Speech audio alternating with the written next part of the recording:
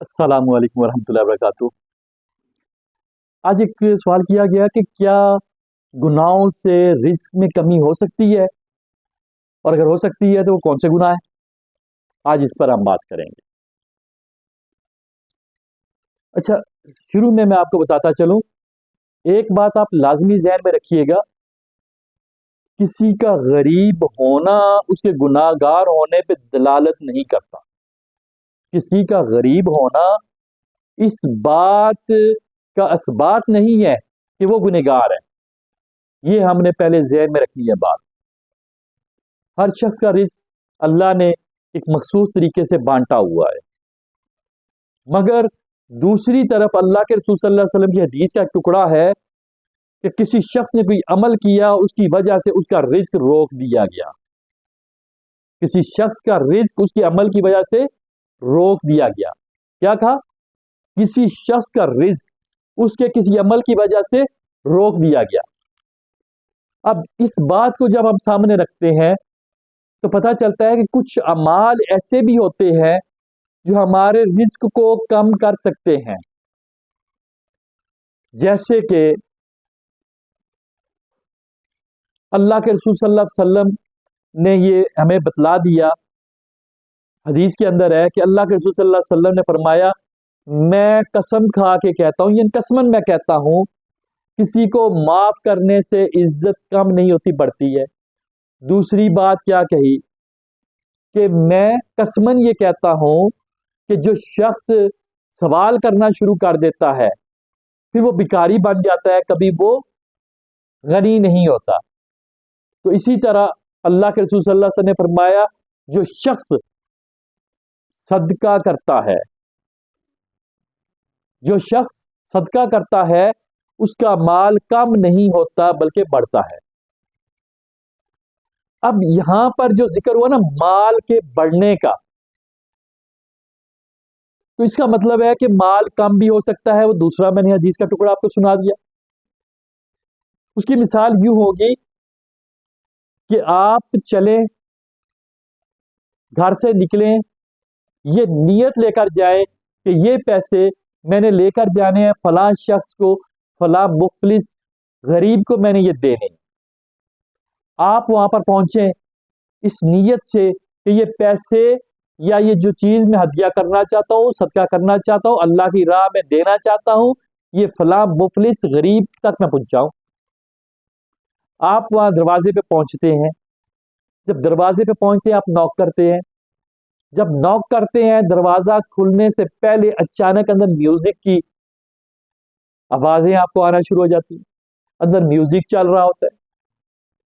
जब ये चीज आप देखते हैं तो आप फौरन वो सदका वापस उठाते हैं और घर को वापस आ जाते हैं कि इस शख्स को नहीं देना, क्योंकि ये अल्लाह की हदूद और क़यूद के ख्याल नहीं कर रहा।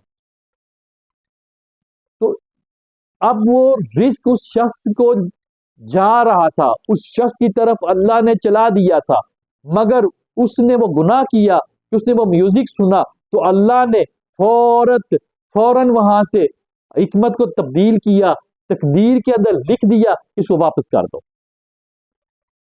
वापस चला गया। तो ये मिसाल है कि गुनाहों से रिस्क कम हो सकता है। मिसाल के तौर पे एक वाकया मैं आपको सुनाता हूं। एक शख्स के बारे में मुझे मालूम हुआ कि बड़ा गनी हुआ करता था, बहुत गनी था, बड़ा मालदार था। तो अब ये बहुत गरीब है। वो शख्स मेरे पास आया हुआ था, तो उसके जानने वालों ने मुझे उसकी बैकग्राउंड बताई। तो मैंने उससे पूछा कि मुझे ये बता कि तेरा माल तल्फ हो गया, बिल्कुल गुर्बत की लकीर से तू नीचे आ गया, कुछ ऐसा अमल तुमने किया हो कि जो तुम्हें लग रहा हो कि शायद वो ठीक नहीं था। कहने लगा, मैंने तो ऐसा कोई अमल नहीं किया।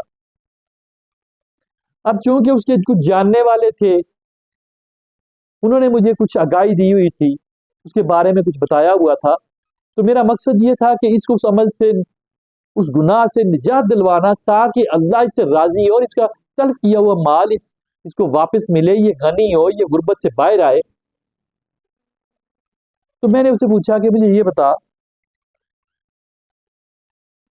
کہ کیا تمہاری فیملی میں کچھ ایسا جھگڑا ہوا تھا، جیسے کہ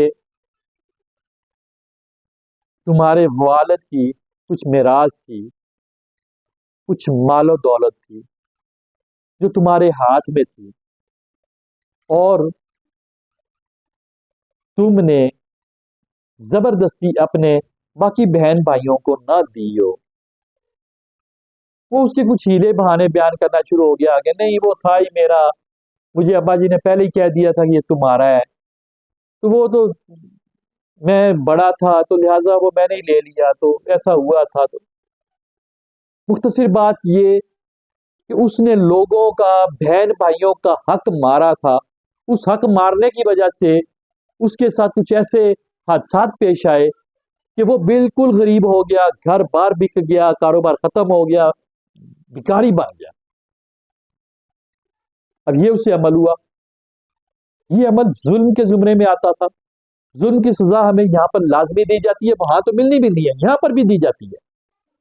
ظلم واحد وہ گناہ ہے جس کی سزا یہاں لازمی ہم نے کاٹنی ہوتی ہے، مکافات عمل کی صورت میں ہم نے واپس لینی ہوتی ہے، یہ بڑا لازمی ہے۔ جب اس کو میں نے یہ سمجھایا کہ دیکھو تم سے یہ غلطی ہوئی ہے، وہ مال اگر تم بانٹ دیتے تو اللہ رب العزت تمہیں اپنے خزانوں سے اور دے دیتا۔ اس کو میں نے بڑی مشکل سے اس بات پہ کنونس کیا، پھر اس کو توبہ کروائی۔ پھر جب وہ تائب ہوا، اس کو احساس ہوا، اس احساس کے بعد اس نے پھر یہ عہد کیا کہ یا اللہ اب مجھے اگر رزق ملا، اب اگر مجھے مال و دولت مجھے تو نے عطا کر دی، تو میں اپنے تمام بہن بھائیوں کا مارا ہوا، تلف کیا ہوا حق میں دوں گا، میں جیسا یہ وعدہ کروں۔ اب جب اس کو یہ بات میں نے سمجھا دی، اس نے عمل کر دیا، کچھ عرصے کے بعد آیا تو وہی شخص کافی غنی تھا، کاروبار بھی تھا، گاڑی بھی تھی، سارا کچھ تھا، بڑا خوش تھا۔ میں نے پوچھا بھائی کیا ہوا؟ کہنے لگا کہ آپ نے جو مجھے نصیحت کی تھی،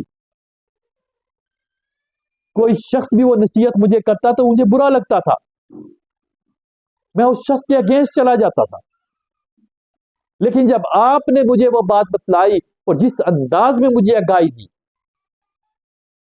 تو مجھے احساس ہوا کہ میں غلطی پر ہوں، تو میں نے اللہ سے توبہ کی، اللہ سے معافی مانگی، اللہ کے ساتھ یہ وعدہ کر دیا کہ اب مجھے جب مال و دولت ملے گا میں اپنے ان بھائیوں کو، بہنوں کو ان کا حق واپس کروں گا۔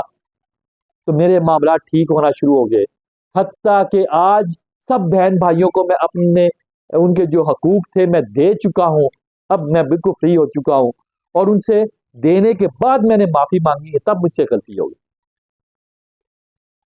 تو اس طرح بہت سے ایسے گناہ ہوتے ہیں جو گناہ ہمارے رزق کو کھا جاتے ہیں، ہمارے رزق کو گھٹا دیتے ہیں، اور دوسری طرف اللہ کے ساتھ ہم تجارت کرنا شروع کر دیں۔ پہلا عمل ہم نے کیا کرنا ہوتا ہے کہ پہلے تو اپنے اس گناہ کو ہم دیکھیں، سمجھیں، اس سے توبہ کریں، اس سے جب تائب ہو جائیں گے تو پھر ہم کیا کریں، ہم اللہ رب العزت کے راستے میں صدقہ کرنا شروع کر دیں۔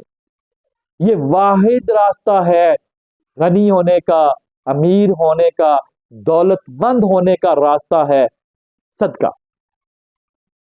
اللہ سے دعا ہے اللہ تعالیٰ ہمیں عمل کرنے کی توفیق عطا کرے، اور اگر کوئی بھی آپ لوگوں کا سوال ہو کمنٹ باکس میں لازمی ہمیں بتایا کریں، تاکہ ہم اس پہ آپ کو ویڈیو کے ذریعے جواب دیں گے۔